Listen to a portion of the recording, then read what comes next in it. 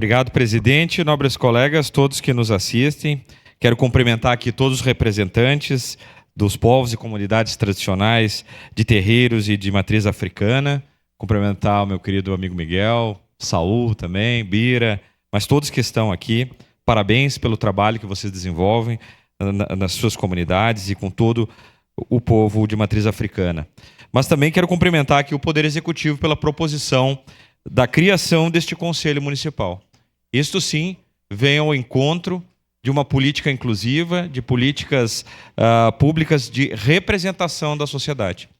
Então, que desenvolve o respeito, a discussão de temas importantes, como é a religião desses povos, mas de todos os outros povos e etnias que formam a nossa cidade e o nosso país. Nossa cidade, bem como o nosso país, é um mosaico étnico, cultural, religioso, e a nossa sociedade tem que estar aberta a discussões, né? E este conselho vem ao encontro justamente disso, né? De discutir essa questão de forma inclusiva, tendo o respeito que toda essa matéria merece. Então, declaro que votarei favorável a essa matéria. Voto sim, presidente.